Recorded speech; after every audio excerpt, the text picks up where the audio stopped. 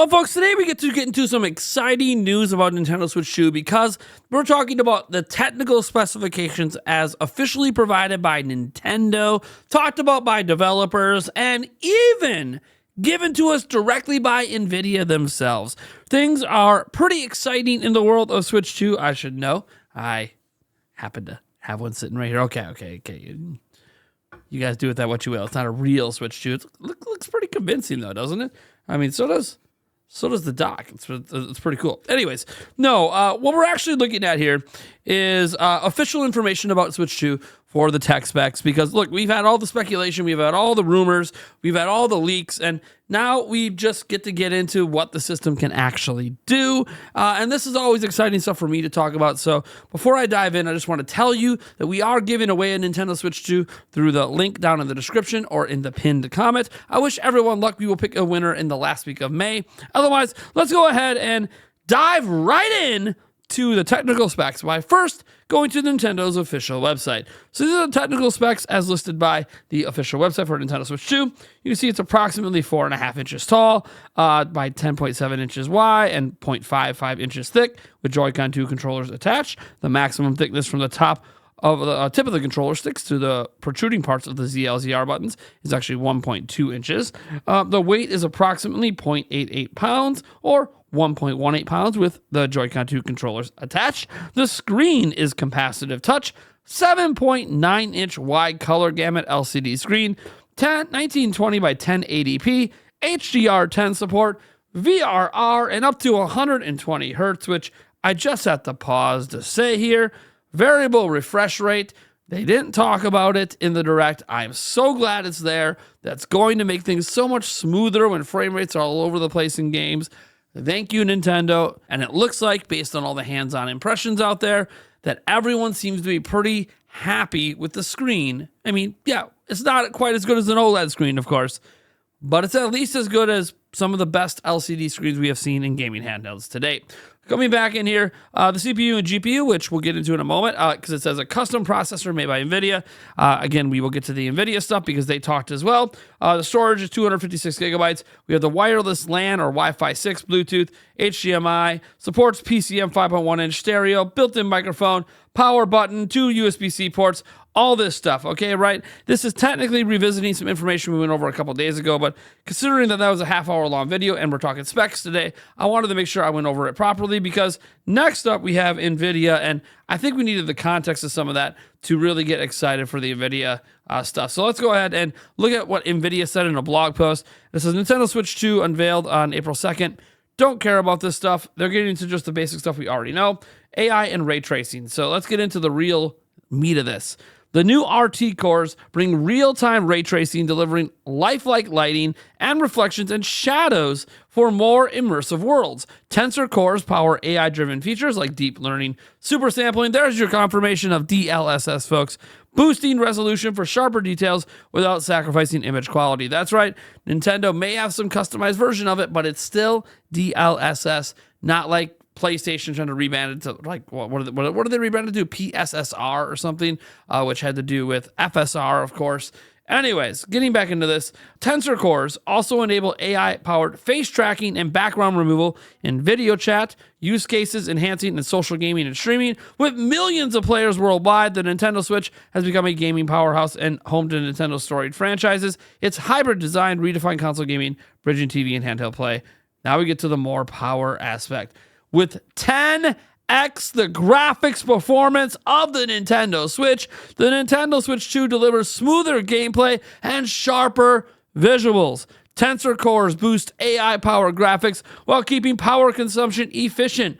Ray tracing cores enhance in-game realism with dynamic lighting and natural reflections. Variable refresh rate via NVIDIA G-Sync in handheld mode ensures ultra-smooth, tear-free gameplay, and developers get improved game engines, better physics, and optimized APIs for faster, more efficient game creation. Now, I'm a firm believer that the best way to really understand how powerful this is to hear from the developers themselves, and thankfully we get to do that. And that is thanks to Stefan Totillo, who runs the website GameFile, who actually taught the developers about putting games on Switch 2. So again, as I said, we got to look at this from the developer side because they're the ones that can truly give us an idea of what this is capable of. So it wasn't overly challenging. 3 Switch 2 developers are making games for Nintendo's new console. Let's go like this. So you got some answers.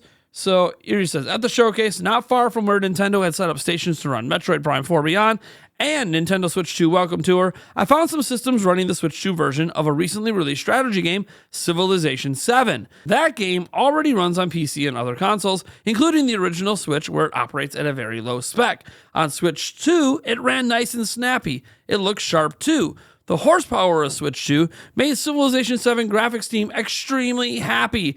Dennis Shirk, executive producer for the Civ franchise, told me we were able to make this look like a mid-tier PC because it's got enough power. In handheld mode, the game runs at 1080p, 60 frames per second. It runs at a higher spec in docked TV mode, though Shirk didn't have those specs handy because maybe they haven't been finalized yet. We'll see. Shirk said Nintendo had been great to work with, which is the only thing you'd expect a developer whose game is part of Nintendo's showcase to say. So admitting there could be some bias there. Nevertheless, third-party game makers haven't always had the best words for Nintendo's development environment. They made it easy, Shirk said, of bringing the game to Switch 2. Their software development kit is great. The customer support, their developer support, developer relations is great. They knew they wanted Civ on that platform because it's such a great showcase for the mouse, and it pairs up so well with our existing PC audience because we have crossplay, and that's an exciting feature because that saves from other platforms, and versions of Civ 7 will sync to Switch 2, so it could be a Switch version, PC version, whatever. Other versions of it will. And look, if you look at Civ 7, and there are some footage out there of it running on Switch 2, yeah, it makes a lot of sense. It works really well. Comparing it to a mid-tier PC is quite interesting because mid-tier PCs are significantly more expensive than at least the announced MSRP of $449.99 for Switch 2, and more expensive than some of the other prices in other countries as well. Mid-tier PCs usually start at about $1,000 to $1,500. Then once you start getting to the $2,000 to $3,000, you're getting into like the more mid to high range, and then above $3,000 is obviously high end. So yeah, it's kind of cool to think that we kind of get some mid-tier performance out of Switch 2, at least according to the Civ 7 developer. Now, let's go ahead and dive back in because he talked to other developers as well. As we scroll down here, where we still talk about Civ 7 just a bit here, he talks about the mouse stuff, but here is where things get interesting. He said the development team has been working on the Switch 2 version since October. I find that to be really, really fascinating because they seem to do good work here in very little time. Now, this is where we get into the next game here, the Switch 2 version of Harry Potter. And we learned something that I already knew, but I want to point out to people who compare this unfavorably to all the other versions. It said it took them about a year, so they've had the Switch 2 development kit for about a year. And he says, we originally started with our Switch version. We got very good results really quickly, but we felt like we could make a higher quality product if we brought in a lot of the high-res assets and raised the resolution, textures, lighting, and world streaming. In other words, they rebuilt the portable version with higher quality visuals that they used on the PlayStation 5, Xbox Series X, and PC version. And still, despite that, it has some limitations even compared to what we see on Steam Deck. And I think the reality is they probably should not have started with the Switch 1 version. That's just my take on this. It obviously looks and runs and is way better than the Switch 1 version, but it doesn't compare favorably still to other versions. And again, it's because they ported the Switch 1 version. Probably should have ported one of the versions from the other systems, but they naturally, because they had a Switch 1 version, started there. And they've done some work, but I'm not as impressed with this, but they seem to be happy with their results. And it says, obviously, we're made with compromises. In Hogsmeade, we had a hard load before. Now we're able to remove that hard load. You get in and out of shops quickly. So that's cool. Yes, if it was hard to bring the game to Switch 2, and he said, I would say it's comparable to working on Switch. It wasn't overly challenging. Nintendo collaborated with us. It was always forward momentum. We had a good development cycle. And then as we scroll down, because we don't have a lot of footage of that, we gotta get to an indie title. So he bumped into Supergiant's roguelite Hades 2, and he chatted with the studio co-founder, and he realized that like he should have asked him about how this performs compared to Steam Deck. He says it right here. So he sent an email, and here was the response. My response here is straightforward and largely based on the specs of the respective devices. As it's been important for us to start from the start of Hades 2, development to make sure the game runs smoothly on any platform where it's available. The original Steam Deck has a 7-inch 1280 by 800 display, or 7.4 inches for the newer OLED model. By comparison, the Switch 2 has a 7.9-inch 1920 by 1080p display.